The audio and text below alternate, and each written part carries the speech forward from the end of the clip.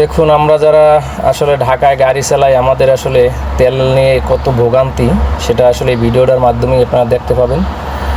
আমি আজকে রাত 3টার সময় তেল নেওয়ার জন্য প্রায় পাম্প থেকে 2 কিলোমিটার দূরে, এটা একটা আরামবাগ তেল পাম্প থেকে 2 কিলোমিটার দূরে রাজারবাগ পুলিশ লাইন 1 নম্বর গেটের সামনে গাড়ি নিয়ে সিরিয়াল দিয়েছিলাম।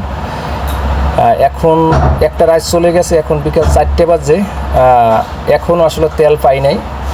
কিন্তু পাম্পে 4,000 লিটার নাকি তেল আইছিল, কিন্তু এই যে পাম্পের যে অসাধু যে যারা আসলে তেল দেয় তারা 500 টাকার 200 টাকা 300 টাকার বিনিময়ে একটা গাড়িতে 5,000 6,000 7,000 টাকার তেল দিয়ে দিছে।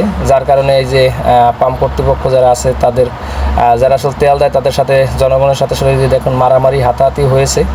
এটা আসলে তারা প্রাপ্য, কারণ মানুষ হাজার হাজার মানুষ আসলে সিরিয়াল দিয়ে দাঁড়াই আছে।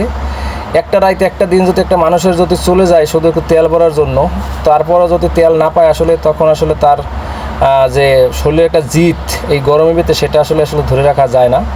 তারপরে আবার তারা যদি দেখা গেছে 4,000 বা 4,500 লিটার তেল আইছে, কত গাড়ি সিরিয়াল আছে, সেইভাবে যদি তারা 500-1,000 টাকার তেল দিত তবু কিছুটা মানুষ আসলে শান্ত থাকতো। কিন্তু আসলে শান্ত থাকার মতন কোনো কিছুই নেই। সর্বোচ্চ 50টা গাড়িরও তারা তেল দিতে পারে নাই। তা আসলে এই যে দেখুন, সরকার বলতেছে আসলে যে তেলের কোনো বাংলাদেশে কোনো সংকট নাই।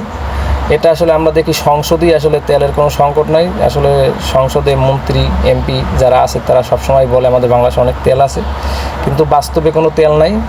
এই যে দেখুন আমরা কত বড় সিরিয়ালের কোনো শেষ নাই। এখান থেকেও আমার প্রায় গাড়ি 1 কিলোমিটার দূরে আমার গাড়ি এখনও বর্তমানে আছে। এই একটি লোক সামনে হাঁটতে যাইতেছে, তিনিও আজকে 3 দিন ধরে তেলের জন্য ঘুরতে আসে। আমিও আজকে 2 দিন ধরে তেলের জন্য ঘুরতে আসি, কিন্তু তেল না পেয়ে এখন বুক ভরা হতাশ নিয়ে চলে যাচ্ছি। সারাটা রাত উজাগার এবং সারাটা দিন এই রৌদের ভিতরে, প্রচুর পরিমাণ রৌদ, এত গরমের ভিতরে তারপরে যদি তেল না পাওয়া যায় আসলে কিছুই করে না। আসলে এই তেলের সংকট বাংলাদেশ থেকে কবে যে যাবে সেটাও জানি না। বন্ধুরা দেখুন যে কত বড় লাইন, আপনাদেরকে আমি যতটা সম্ভব আমি দেখাবো যে লাইনটা কত দূরে গিয়েছে। এভাবেই আসলে বাংলাদেশের সব জায়গায় আসলে যে একটা চোরের যে খনি, অসাধু যে ব্যবসায়ীদের যে একটা খনি, সেটা আসলে সব জায়গায় লেগে যায়। দেখা গেছে যদি 500-1,000 টাকার তেল সব গাড়িতে দিতে, দেখা গেছে এখান থেকে 2-4-5টা বা 50টা গাড়িতে তেল পাইতো না, আর গাড়িগুলো তেল পাইতো।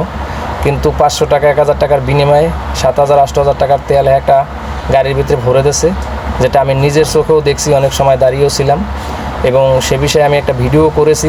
আমি ওখানে থেকে চিল্লিয়ে বলছি, কিন্তু তারা কিছু আসলে কোনো উত্তর দিতে পারে নাই। তারা বলতে পারে না যে আমরা দিই নাই, কিন্তু সেটা তো প্রমাণ আছে এবং আমি ভিডিও করেও রাখছি। তা এই যে এত বড় সিরিয়াল, কোনো শেষ নাই, এই সিরিয়ালের আসলে কোনো শেষ নাই। আমি অলরেডি 1 থেকে 1.5 কিলোমিটার পাম্প থেকে হাঁটতে আসছি। তা আসলে তেল কবে পাবো সেটাও জানি না। আমার গাড়িটা যে কত দূর আছে সেটাও আসলে আমি বলতে পারতাম।